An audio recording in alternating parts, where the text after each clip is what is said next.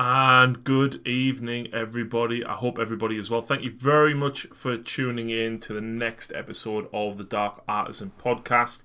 And today I am joined by Mr. Roger Schambach. Roger, thank you very much indeed for joining me. Thank you very much for inviting me in this podcast. Not a problem at all. If anybody is interested, Roger does do lots of painting and battles and things on his YouTube channel, Operation Mad Dog.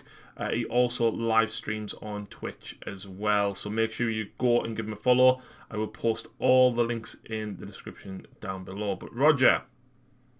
Yes. You paint with almost every substance I can think of. Yes, almost. Sure.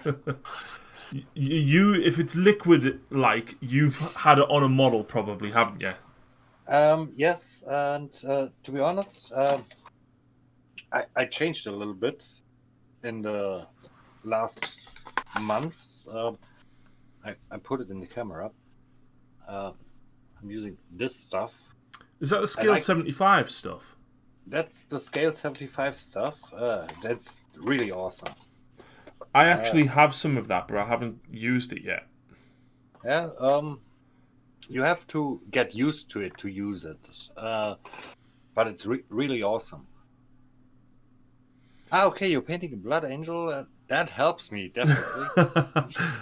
Yeah. Because I thought you have 28,000 points of blood angels. I have none.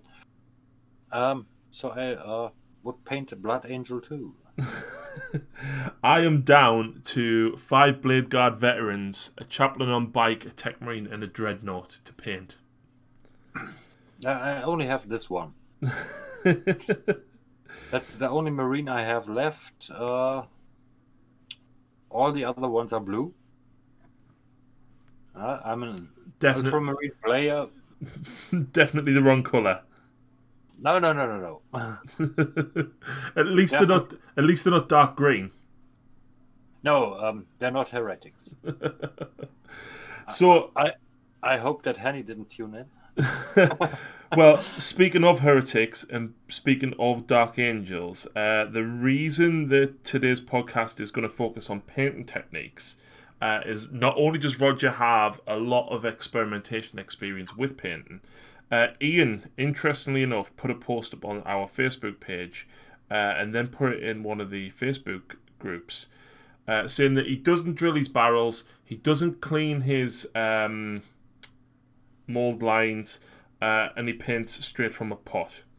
And it was unbelievable the amount of hate that he got, Roger, for not using a wet palette. I only started recently using the wet palette. For years, I all painted straight from the pot, but I decided for myself to improve on my painting. Mm-hmm. And the wet palette really helps a lot. So, as somebody who paints directly from pots, i.e. me, what would you say to somebody that does paint from pots in order to encourage them to use a wet palette? What is the advantage of using a wet palette? What development process did you go through to improve your painting? One thing I definitely improved is color mixing. That is very, very important in my eyes. Right. This is something we learned in primary school already. Like red and yellow is orange, and if you put a little white in it, you get a skin tone. And if you put blue and yellow, you get green, and so on and so on. And it helps you to understand the color much better. Right. Also, as you might see, I'm just working right now on fragments of the miniature. Just the legs right now, front of the legs, and so on. I'm doing wet blending, which helps a lot for smoother gradients. But that's just my opinion. Mm-hmm. The first rule of painting is this is your mini, and you have got to like it at the end. Absolutely. Absolutely. We had a few weeks ago in our live stream discussion about the term tabletop standard. That's a very interesting phrase, because what one person classes as tabletop standard might not be someone else's tabletop standard. Yeah, and what I say for me is tabletop standard might be for another person who just begins painting, might be a high level painting, and for a professional painter, this might be a low standard. Yeah, absolutely. Cass has just joined us, and he says, Roger, do you use colour theory when you paint? No. To be honest, no, I don't use it.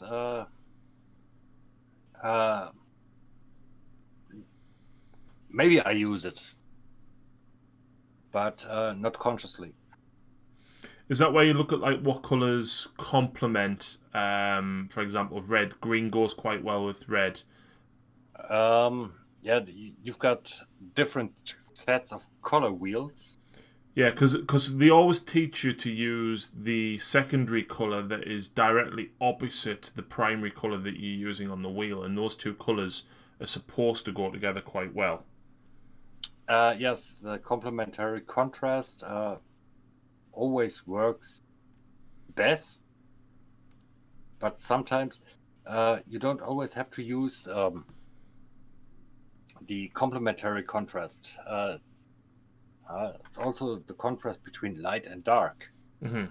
which also gives fantastic results.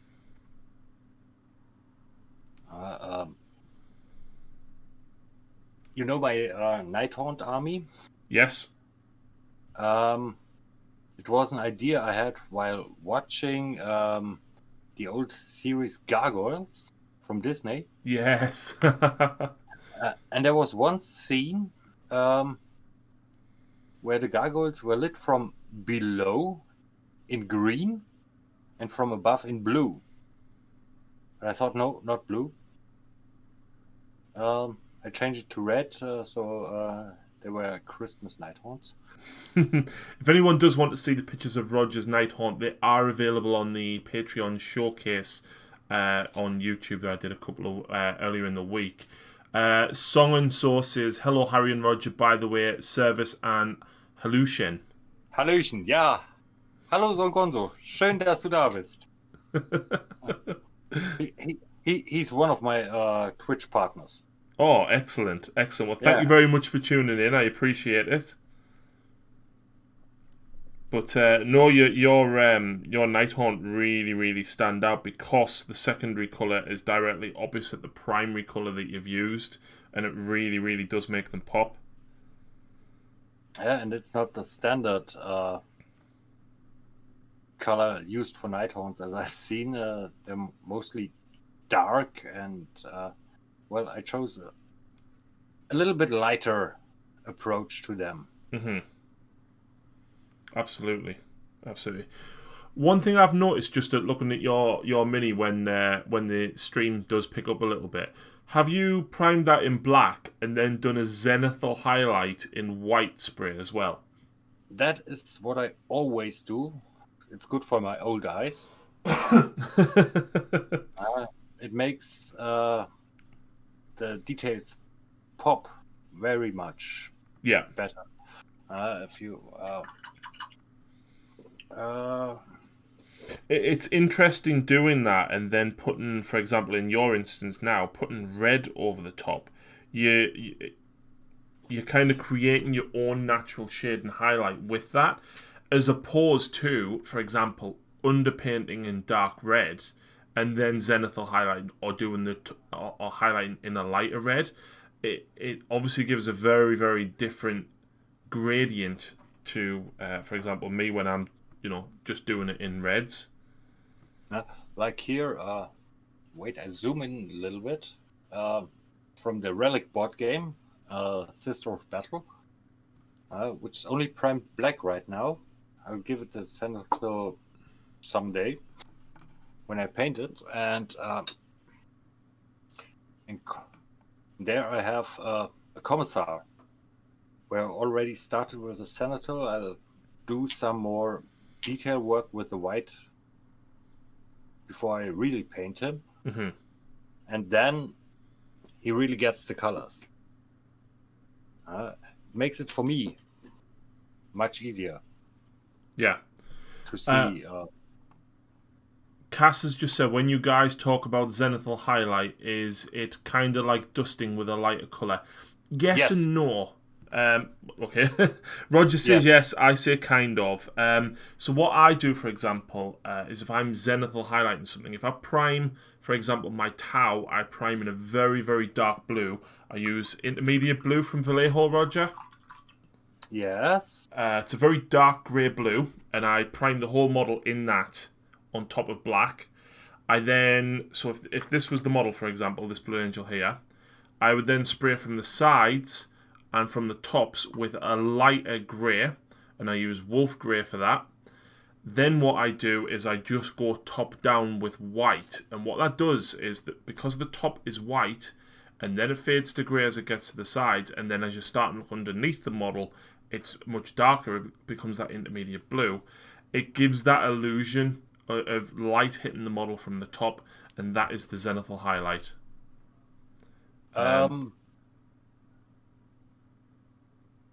You can have different approaches to it. Yeah, go for it.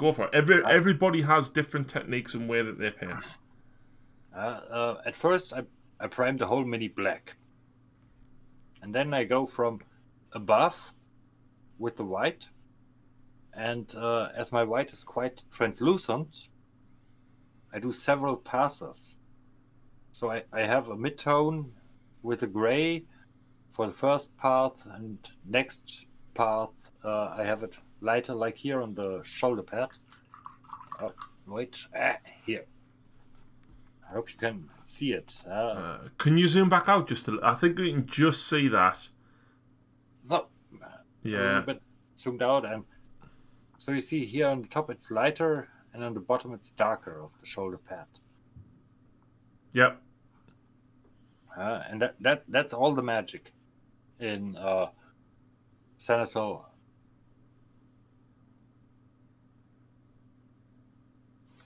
And somehow blue got into my red. That's not good. So, yeah, there you go. See, two very different ways of doing a very similar technique. But it's kind of frustrating for me, though, Roger. As you said at the beginning, I've got 28,000 points of Blood Angels painted, right? Yeah. But here's the problem, right? So I painted a lot of them when I first started painting the game, before I could even airbrush, before I knew about Xenopho Highlight or anything, right? Yes. And when all the Primaris stuff come out, I'd learned how to airbrush, and it was like, right, I've got, at that point, like 12, 14,000 points. And now I've developed this new way of painting. Do I change all of the models I've already painted? Do I repaint them? Do I change my painting style halfway through a collection? Or do I just continue? And I made the decision to just continue as I was painting, but I incorporated some of the... Oh, Emma's not happy. Emma is definitely not happy. Maybe we've got, again, a fox in the garden. No fireworks, then.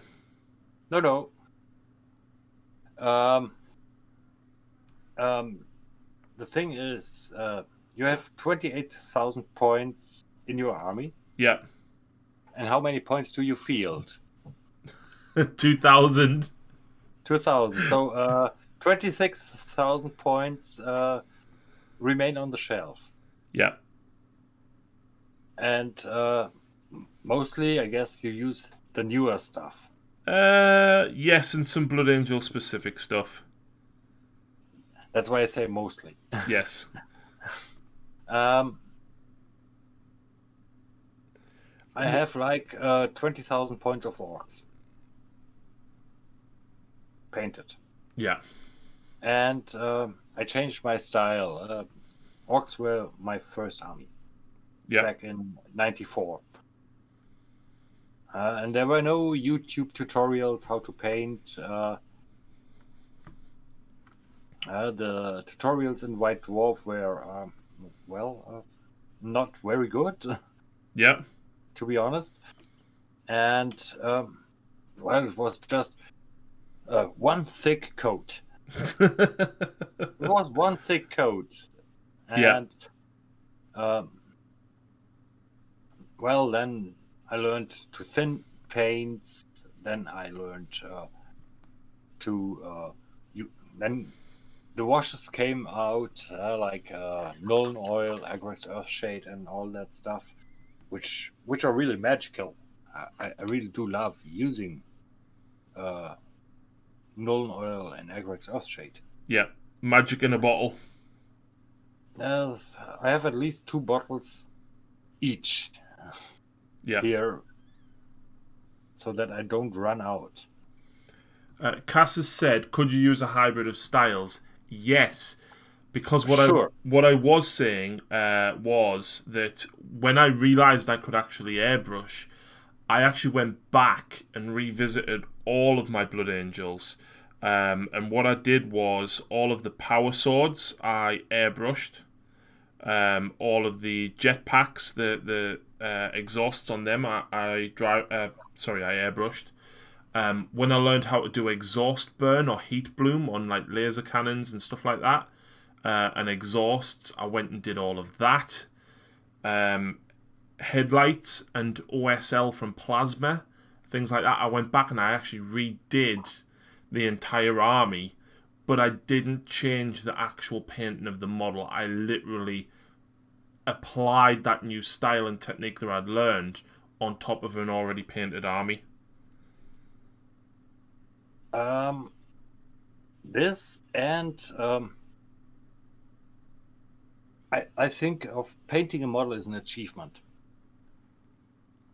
I don't know if you understand what I want to say with that, because the first model you've painted, you are proud of it. Yep. And then you say, maybe I can do better. Yep. And then you progress. And then you progress with every miniature. If you keep at it. Yep. And then one day, the miniature you just finished looks totally different to the miniature you first painted. But you have a bond to that first miniature. Yeah. And yes, I still do feel the old grots I painted 94, and they are still the horror of every Space Marine player. Because they know how to kill a Terminator. Yeah. And just because my style changed in painting, I still love my old models. Yeah, I'm the same. So I've got a tactical squad, which was the first set of models I painted when I got back into the hobby. And even in last week's battle report with the Tau, the tactical squad that is in there is that first squad that I painted, Roger. Okay. Because, like you said, even though I don't paint in that same style anymore, they still mean something to me. Mark has just said the only thing he hasn't learned in 28,000 points is how to put marines on the correct size bases. Mini marines were on 25mm bases when I bought them, Mark. And they'll stay on them because I'm not swapping 120 marines. The same for me for orcs. I don't know if the orc boys changed base size. I'm not sure. Yeah, they're on 32s now. If GW gives me 600 32mm bases for free, I will change it. But I definitely won't buy 600 new bases just because they said we changed the base size now.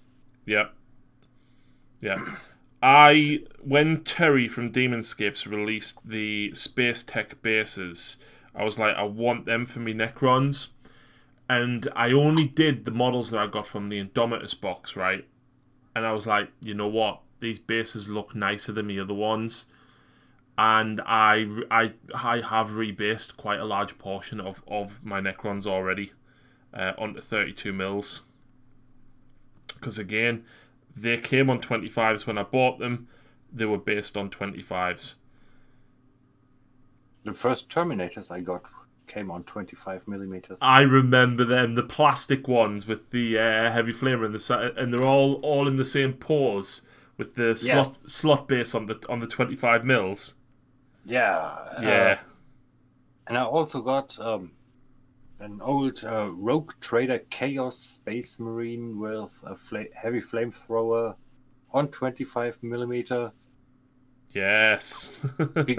Because in the second edition you could ally the orcs with Chaos. Yep. That was fun time. That was a real fun time. You could still do allies like that right up until the end of 7th edition. But they were not as much fun. No. I don't know if you know the Codex Orcs of the 2nd edition. I vaguely remember it. The special rules for the shock attack gun, where you had a table to roll on depending on the target. And if you targeted the tank and you rolled, I don't know which number, and it just said, well, the Grot appears behind the driver and puts his hands over the eyes of the driver, and so the tank gets out of control and drives in a random direction. It was so much fun. Yeah. Or if you shot a bunker and the Grot appears in a dark room, lights a match, and realizes he's in the ammunition part, and everything goes boom.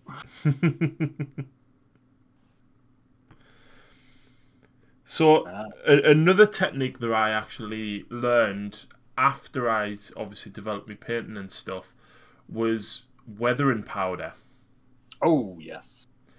And I was very apprehensive when I first started using weathering powder. And I suppose even now I don't fully understand it. So I can apply weathering powder to models, no problem. But then I don't fully understand what pigment fix does. I don't understand mixing the powder with the fix and applying it. And I find it very difficult to find something online that actually tells you properly how I know there's no right or wrong way to essentially do stuff, but that's one thing that I've struggled with, and the only thing I've gone back and changed with that was my Necrons. I went back and actually added weathering powder onto the metal. The weathering powder is easily removed if you put your fingers over it. Mm-hmm. Okay, I used a fixer on this base, so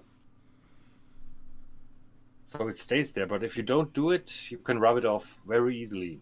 So you have to fix it on your base. So, do you apply the fixer to the model itself? No, I apply it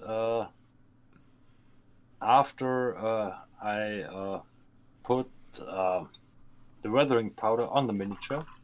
Mm-hmm. And then what do you just dab it on top of the powder then? Yes, just to seal it in. Right. Fair enough.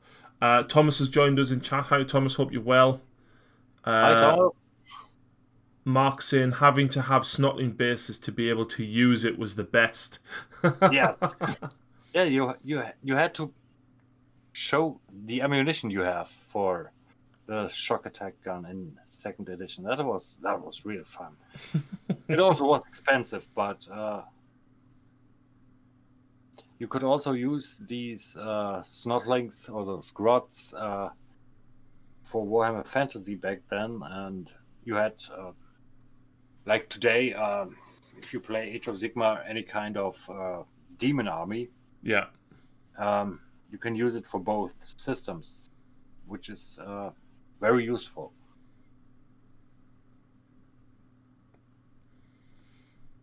Absolutely.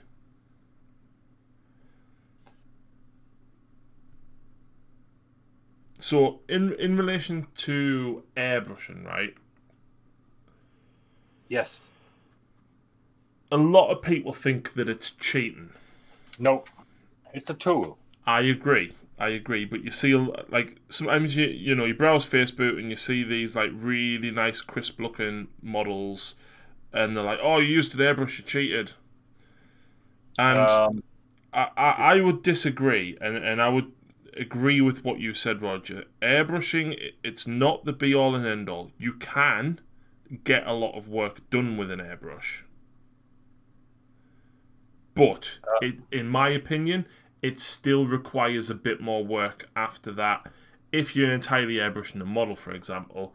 But I do agree that it's a tool, and it's no different to your paintbrush, to your weathering powder, to your washes. It's another thing that's in your toolbox to improve the overall look of your models. The same thing is dry brushing cheating? Is using washes cheating? No, it's just they're all just tools, and you get the best results if you use the right tool at the right time for the right thing. You can't use a hammer to pull out a nail. You can use the hammer to put in the nail, but not pull it out. And you can't completely finish a miniature with an airbrush. No, I agree. And it looks as though people in chat are also agreeing with that as well. Mark says if that is the case, then using a brush is cheating too, and then using your fingers would be cheating. Only real painting if you apply paints with your elbow. Cass says airbrush is a tool, it's no way of cheating. Terry has joined us from Demonscapes as well. And Tom says airbrushing still takes skill though. I think it's just another way of painting. It's part of the process. And you know what? I completely agree with that, Roger, because when I first started learning how to airbrush, I felt like I almost had to relearn how to paint. It's a completely different approach. Mm-hmm. Absolutely. You think about shade and highlight a lot more when you airbrush. Or at least I did. Yeah. Stuff like also panel lining, the underpaint, all the underpainting stuff, to prepare for when you prime the miniature, just to get the first coats done. You have to think a lot more about it. Mm-hmm. Alex says he's looking at getting an airbrush, but just to apply undercuts. If you're going to get it just for undercuts, Alex, I would seriously consider using it for more than just undercoating.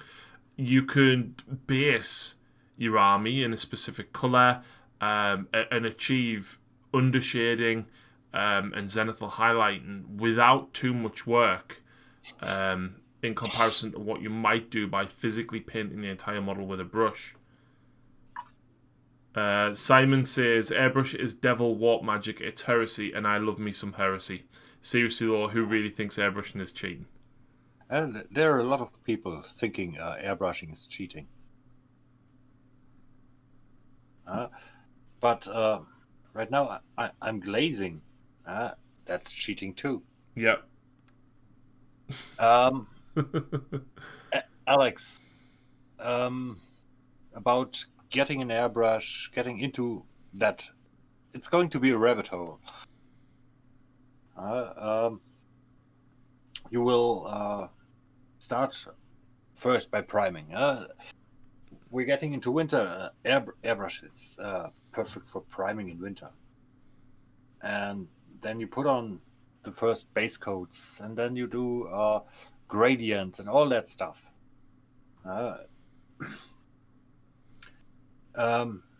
One thing I would say is don't save money on the wrong end. Get a decent airbrush, a beginner airbrush from a known manufacturer like Iwata or Harder and Steinbeck, and not the cheap Chinese stuff. Mine was £80 4 years ago. What? I paid £80 for one off Amazon 4 years ago, and I've bought 5 or 6 £15 airbrushes in that time. I have two Harder and Steinbeck here, with different nozzles for different jobs. Yeah. The 0.4 nozzle for the base coat and priming, and for the details I have the 0.15. Wow, that's small. 0.015. I got to get a new needle. I just bent it today, and yeah, I'm really happy with these airbrushes. They're easy to maintain, easy to clean. Yeah, I don't need any tools, and no, I'm not paid by them. Thomas says, I'm the worst kind of cheat. I just dry brush everything. Nothing wrong with dry brushing. All of my Blood Angels are dry brushed red. Look at the state of my red dry brush. No, dry brushing is not cheating. No. Crippler Castle asked me, how long have you been painting? I started... let me think. I turn on the Wayback Machine.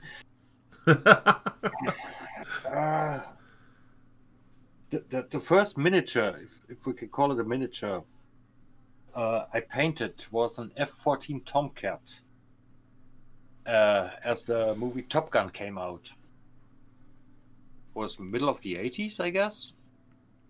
Fair enough. I went with friends to the cinema. I'm just pausing to tell the story. I went with friends to the cinema. We watched the movie. We were so impressed with the planes, and then we went to the toy store, and then we saw they had an F-14 Tomcat, just like in the movie. And we had to buy it.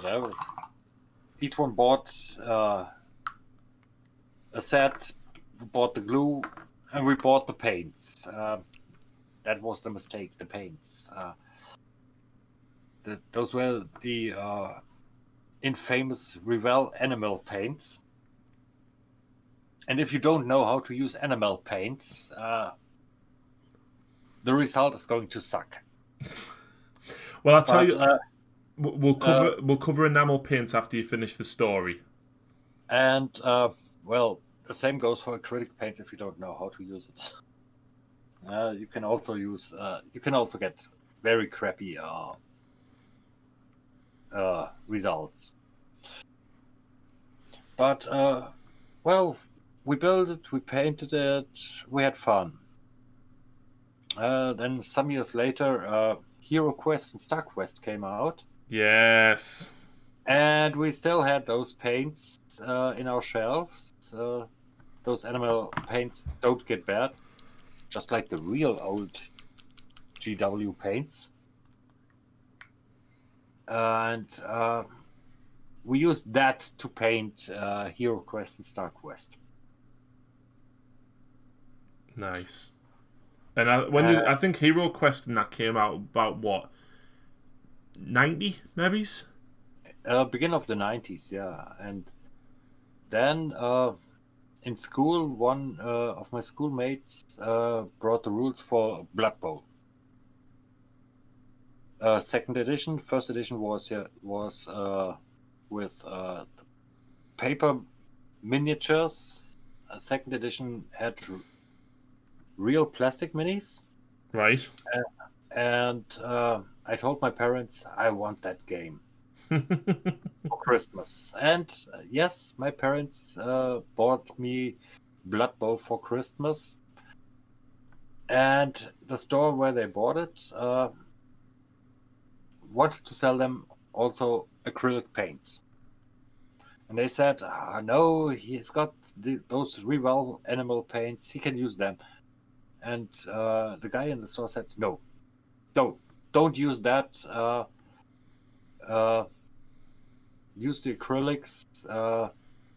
It's much better. And well, they also bought me paints. And guess what? I painted with the acrylic paints, but my orcs got a human skin tone. Yeah, and I still have them painted in that way, and I won't give them away. Those are my real first miniatures. Nice. So just catching up on chat, Terry says, Airbrush is the best thing I've done in years, still learning but love it. Terry's a couple of years older than me, and he only got into airbrushing, I think, about 2 years ago now, Terry, I think. And do you know what? He picked it up amazingly. His Harlequins, he airbrushed a lot of his Harlequins, and he's even at the point where he actually airbrushed a single troop master, a single individual figure's cloak with the airbrush, and like that's some progress, that, Terry. Alex says, is it easy to mix any paint to put in them from Games Workshop, etc.? Apart from the airbrush, what else do you need? And Cass has replied with a compressor, thinner, and decent airbrush. Yeah, so you need some thinners, ideally, but I would probably not recommend using standard GW paints. You can use them, and you can thin them down, and they will work, but you'll probably get a lot of blockages. So I would recommend using, if you're going to stick to Games Workshop, use the Games Workshop Air range. However, don't be frightened to go to other brands. Vallejo is very, very popular for airbrush paints, and that is almost exclusively what I use for me airbrush. I don't know about Roger, what do you use? On this marine right now, there's just Vallejo. Different brands from Vallejo. They have the game color range. They have the model range. They have a model air range and a game air range. Yeah. But you can put them all in the airbrush. You can put GW paints through the airbrush. It's also no problem. You can put Coat de Arms, Scale 75, P3, you name the brand, you can put it in there. You can put house paints through the airbrush. I've got a lot of metallic and flip paints from Green Stuff World and from Turbo Dark. I do have, I've actually got Amethyst Purple from Cote d'Arms, Roger. Cote d'Arms is they produced the colors for GW in the beginning. If anybody remembers the hexagonal pots with the flip lid from sort of second edition 40k, that's what they are. They are P3, not P3. Sorry. Yes, that's them. That's it. That's the real magic stuff. Yep. I searched for ages to find an amethyst purple, and it was really frustrating because I knew that you could buy it, right? Because I remember there was like ruby red, emerald green and stuff, and they were all like metallics like that. And I remember them from second edition 40k, and I couldn't find out anywhere that sold them. As it turns out, if people are interested in metallic paints, Scale 75 do some very nice metallics as well. So, just to go back to what to buy for an airbrush, the go-to is Flow Improver. Yep. I just can't recommend it enough. Use Flow Improver. To prime, instead of a rattle can, buy one of these. Or Style and Res is also very good. Yep. To clean it, haha. Car screen wash. You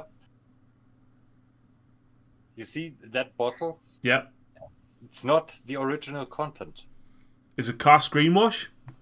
No, it's just normal window cleaner. Yeah, fair enough. Fair enough. I know a lot of people say window cleaner. Screen wash is very, very similar. I tend to buy concentrated car screen wash and then water it down a little bit. The window cleaner, you get a bottle here for 99 cents. So, and sometimes you need to be a little bit more thorough on cleaning. I don't have the container right here. It's in the basement with isopropyl alcohol, where I put the airbrush for about 5 to 10 minutes in. So not in the container, but I have a small tub where I put it in, and so everything is clean at the end. Mm-hmm. And I also need the isopropyl for 3D printing. So that's not the thing. So, which parts of a Blood Angel is black, except for the undersuit he's wearing? So I always paint the creases of the arms and the backs of the knees in black. So like here, the knees? For my company, I paint the left knee pad. Sorry, his right knee pad. I paint that black. Okay. And then, like I said, the creases behind the knees and in the elbows. And then a small amount of the backpack as well. I do the coil on the back of it, black. I'm just copying you right now. There's not a massive amount. I mean, obviously the whole gun is black as well. The whole bolt gun is black. Just catching up with chat again. Terry says, painted my first Mini in 1980, not stopped since. Thomas says he owns the chameleon paints from Green Stuff World. Yeah, they go straight from the bottle straight in the airbrush. Yep, I do exactly the same. The thing with the colour shift paints though is you have to put them on top of gloss black. Demonscape, I'm closer to 50 than 40 now, but I'm still loving toys and games. I'm right now in the middle, between 50 and 40, and I feel the same. I can't wait for the postman to arrive on Thursday, who brings me new goodies.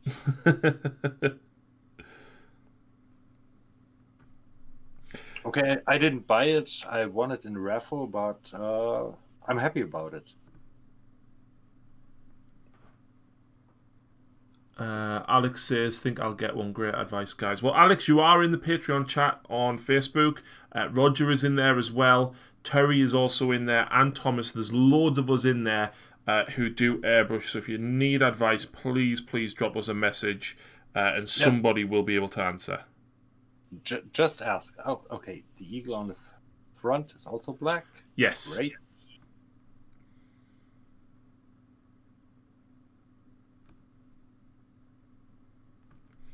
So, yeah. On the subject of enamel paints, Roger.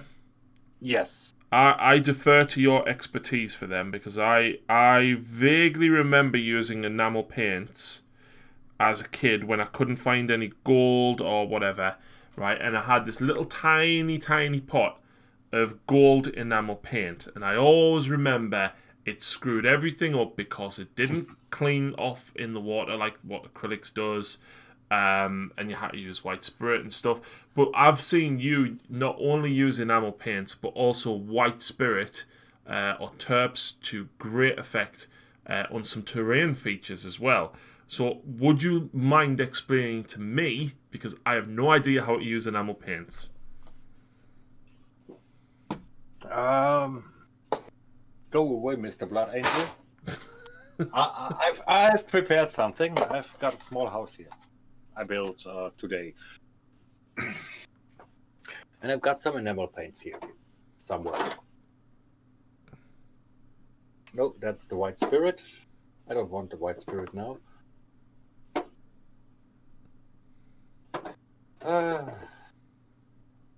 I'm super intrigued now by this. Need to find the right color. I use a brown one. Brown for rust. I use it as dirt right now.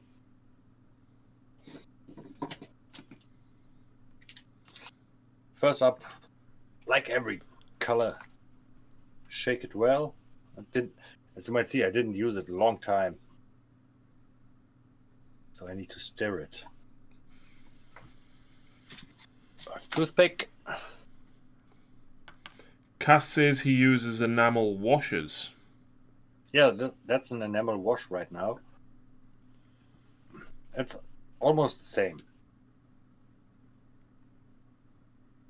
But instead of enamel washes, you can also use oil washes. And they are really, really cheap to make oil washes. It's really cheap.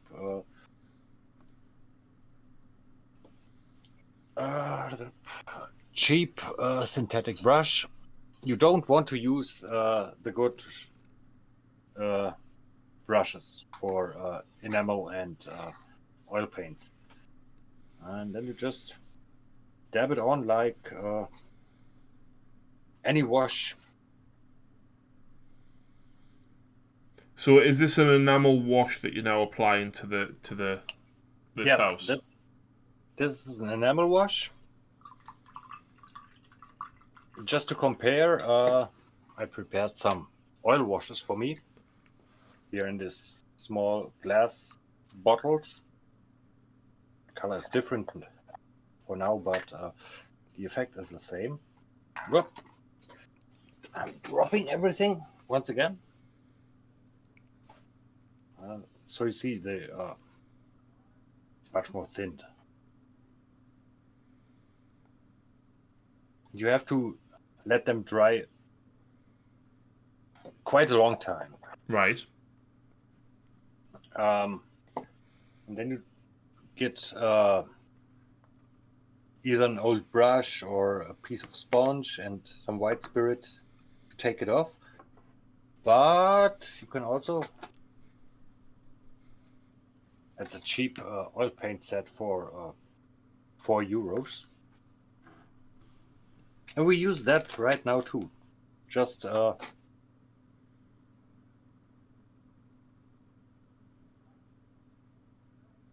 but not on the wet palette, on a piece of paper. As you see, this is really thick stuff. So we need some white spirit just to thin it a little bit so that it can work with it. So you're mixing the oil paint here with a little bit of white spirit, yeah? Yeah. A little bit more in the camera. Just to thin it a bit down. As you can't thin it with water, you have to use either white spirit or linseed oil from artist suppliers. And then it works exactly the same like any other color. And then I wasn't prepared for it.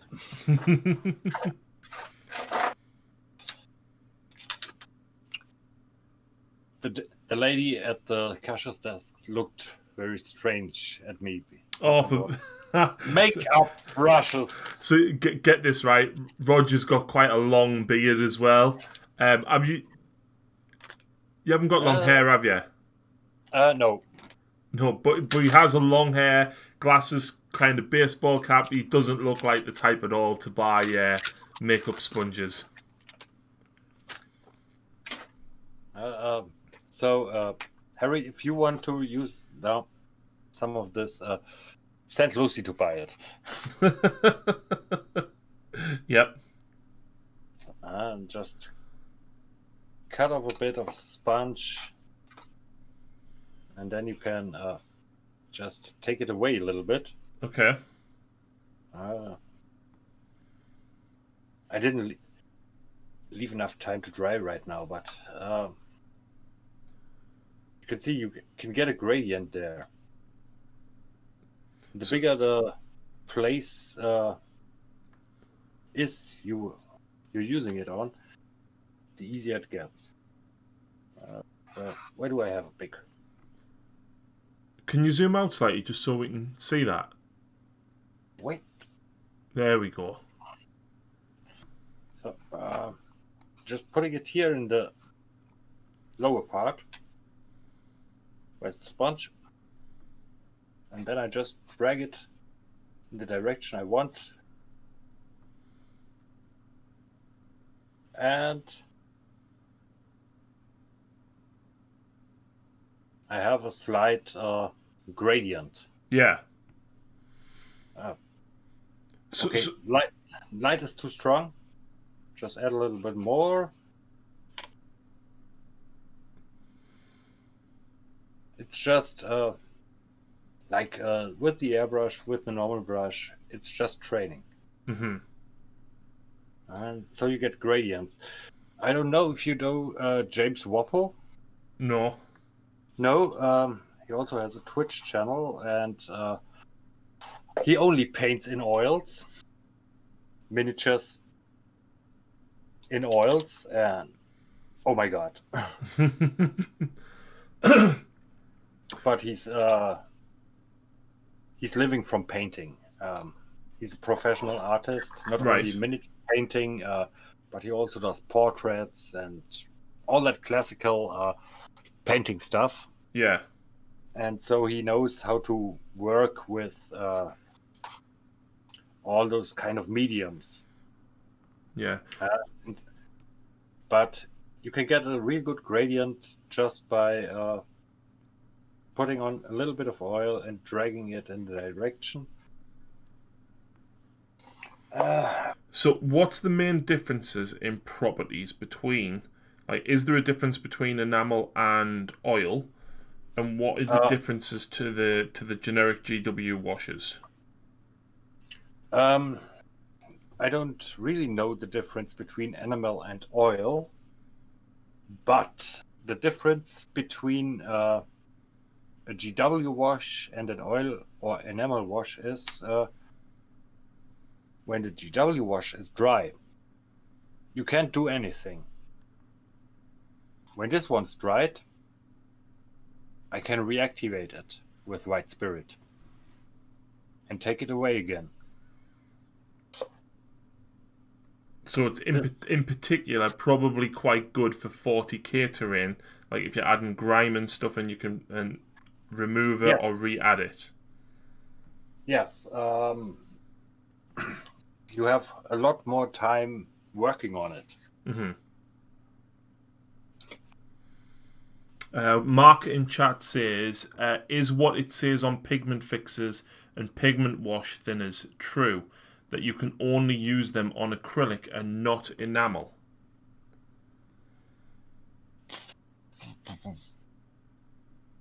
Pigment fixers. Pigment fixers are mostly for dry pigments. Like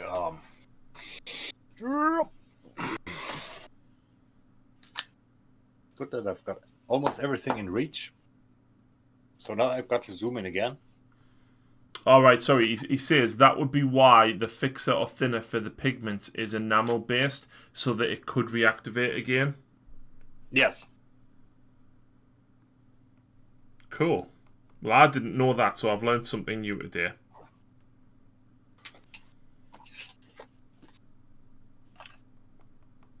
So back to my Space Marine. I wanted to finish him. Guess I won't do it. Color of the belt. I don't paint the belt usually. So it's black. Okay. I just decided it's black. He's red enough. I haven't gotten loads done. I've gotten the black done on me 5-blade guard veterans, which I'm pretty happy with because it means that a good chunk of them is ready to finish off. I'm waiting for the last few Space Marine things to be released, Roger. To be honest, I'm not so much into GW anymore. Yeah. I've changed a little bit. I don't play so much, and after moving from my old place to this new place here, I didn't really have any chance to meet any people to play with. Yeah. Because of the pandemic, and so it's just painting for me right now. Yeah. And when I look online, I find so many beautiful stuff that I could definitely paint. Like I need to show this one to you. I don't know if you can. Oh wow! See it. Yeah. An elephant with a machine gun. That's awesome. And I really like those strange ideas in miniatures, and I know that I'm going to have a lot of fun painting them. Absolutely. I mean, a lot of people don't even realise, a lot of people who collect Games Workshop don't realise that there is other modelling companies out there, there is other games available. And you know, if you do really look, you can find some really good models. And it kind of goes back to a conversation, and I'm moving away from the painting aspect here, Roger. I'm going back now to the discussion that we had regarding the pricing of GW. Now, I won't lie, even the new stuff that's come out sort of since the Indomitus box, right? Whether it's been Age of Sigmar or whether it's been 40k, I've looked at it and went, oh, that's, yeah. Yes. But a very good one to compare here was Spiky Bits actually did a comparison between the Mantic Gargant, which is apparently like €30 or something. I just looked it up yesterday because I had a stupid idea, and I need the GW Gargant for that one. So right now, in Germany, the VAT is lowered until the end of the year because of COVID. Mm-hmm. And so with discount, you get the new Mega Gargant for €120. Okay. And the Mantic Gargant is at about half the price, 60 euros. But for my plan, I have it has to be almost naked, the Gargant, and the GW one does have that, and the Mantic one doesn't have it. So I have to buy the much more expensive one, even though the Mantic one looks really good. The Mantic one does look really good, but, and I'm not condoning the price of the Gargant here, right? I still think it's a little bit much, right? It's £120, so that's like, what, €150? Yeah. It's still a bit much, but when you look at the model, right, the amount of parts that there is, the detailing on it, right, the Mantic Gargant doesn't come close to it. No, I absolutely agree with you. And about the usual price discussion, if you compare it to other hobbies, like making music, bicycle riding, photography, it isn't so much expensive. No, that's what we covered before, but in relation to the actual models themselves, there is fantastic models out there. There is for other people to paint. Like you said, an elephant with a machine gun. That's so random, but it's so cool. And a lot of people shoehorn themselves into being GW only. And the one thing that really gets to me, right, is people will go and pay £15 to £18 for a bottle of Chaos Black spray paint.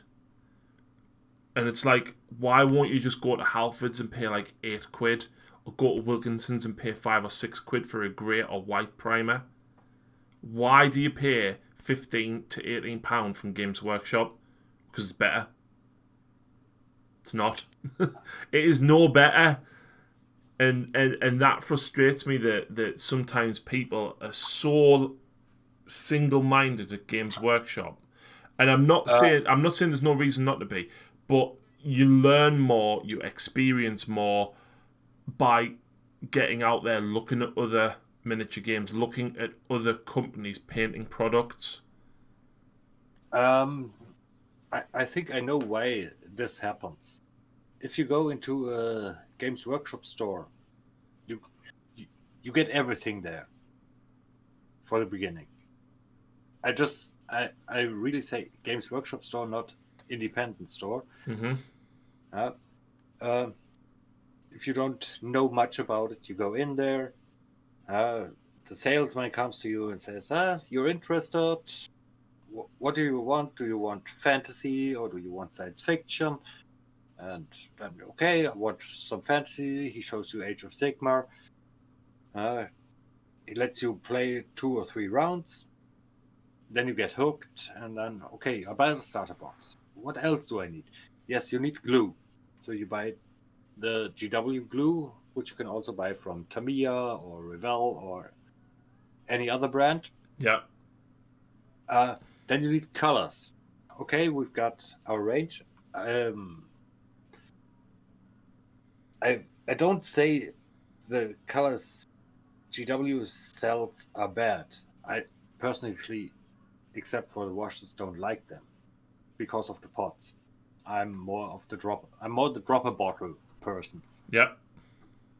And to decorate the base, we have a small bag of sand, which you can normally buy in a pet store, 5 kilos for 99 cents, and so on. But you get the whole package in one.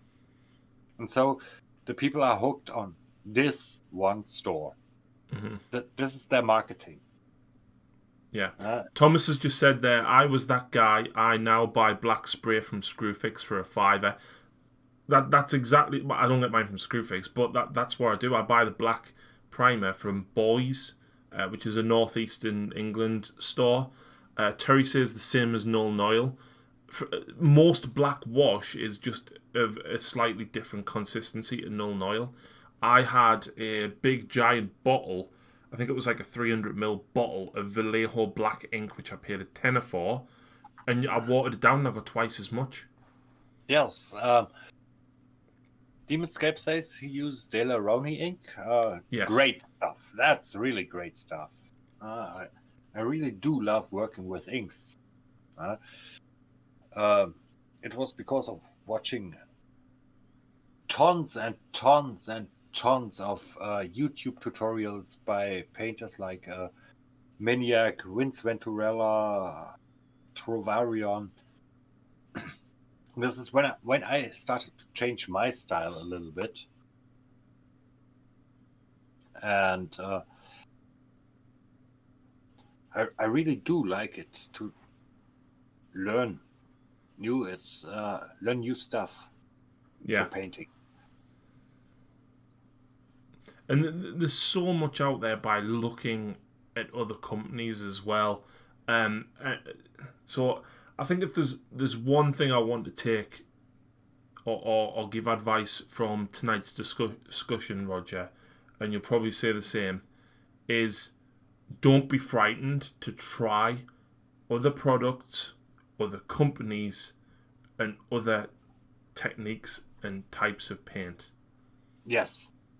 Because when you look at the entire picture, you can create some absolutely stunning models.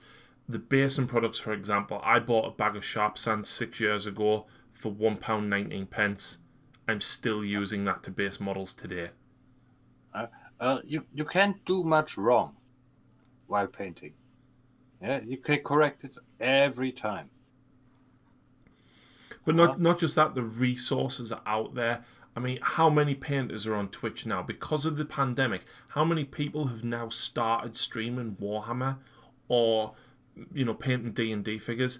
Like, you can search Warhammer art on Twitch, right? And you've got somebody live 24 hours a day. Somebody will be on.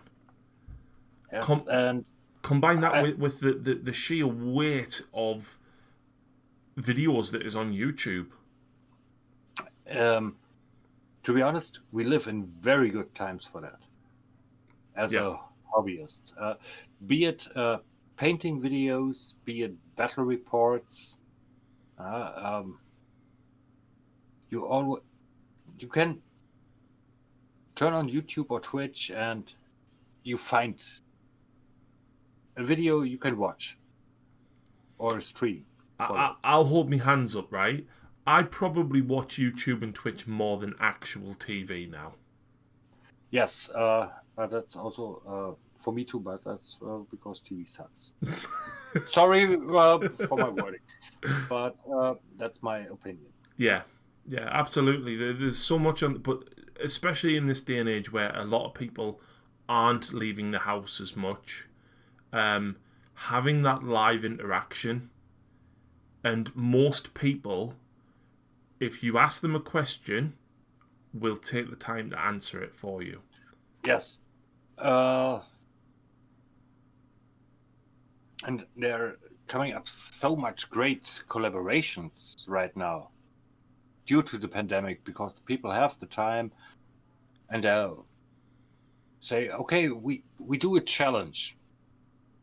Like painting an army. You paint an army, I paint an army. Not you and me. Okay, but we can do that if you want to. But we've got so much entertainment in our niche. Yeah. And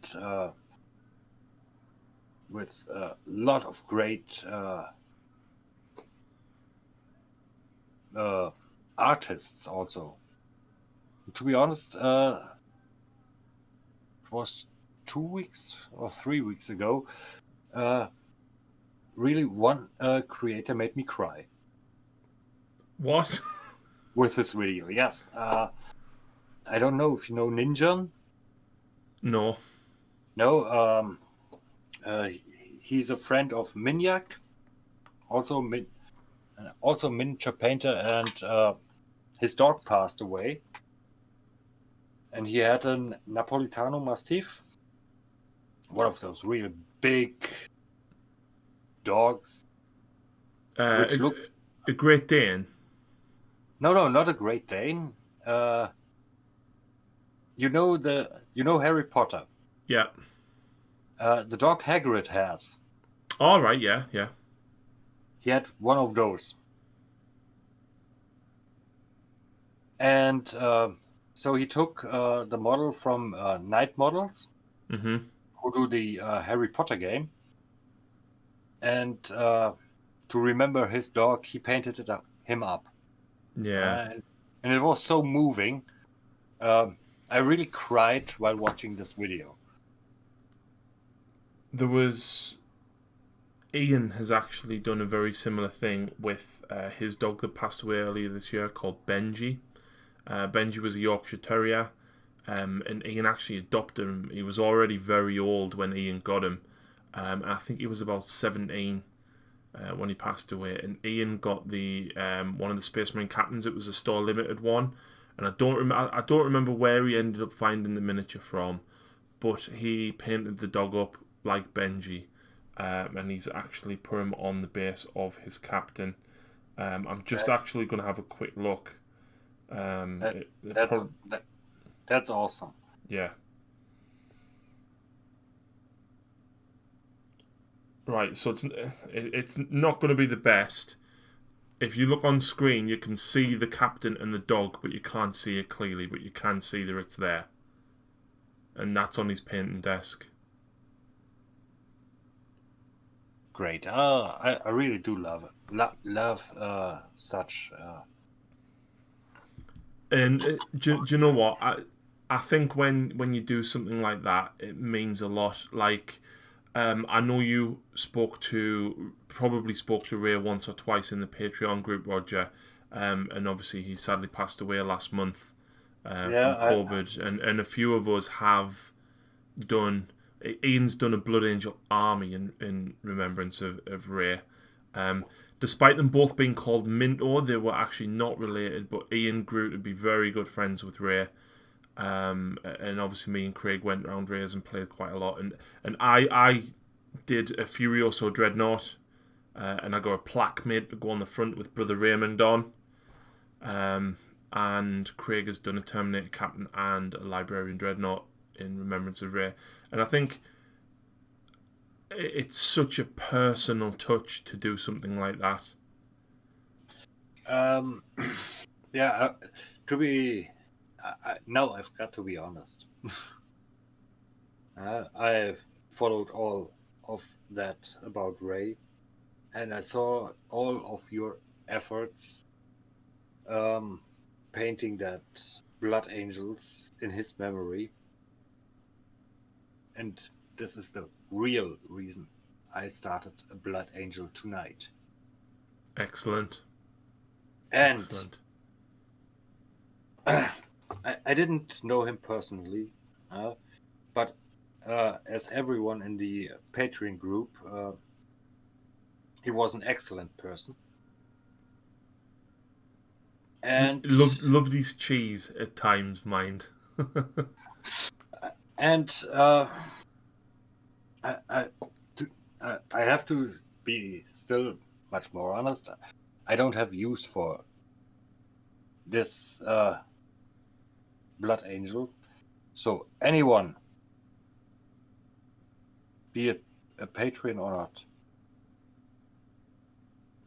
if you knew him, if you appreciate Ray, message me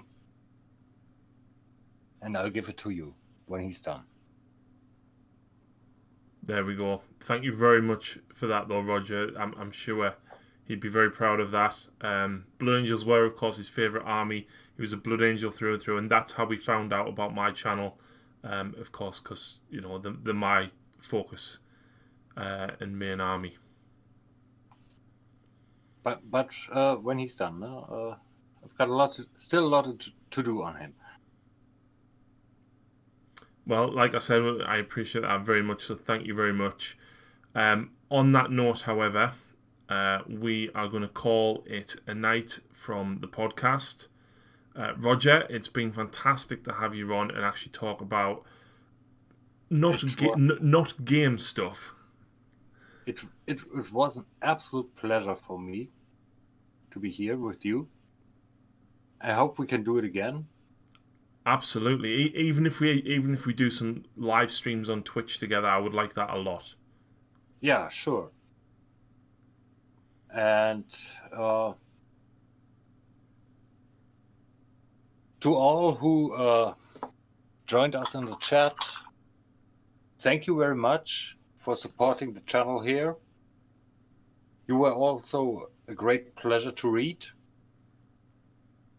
I hope we see you soon again in this stream, or not in this stream, in the next streams, or in the comment section under the videos. Was really, really fun. And yes, see you soon. Stay all healthy. Enjoy building, painting, and playing. And have a good night. And with that, guys, thank you very much. We will see you again very, very soon.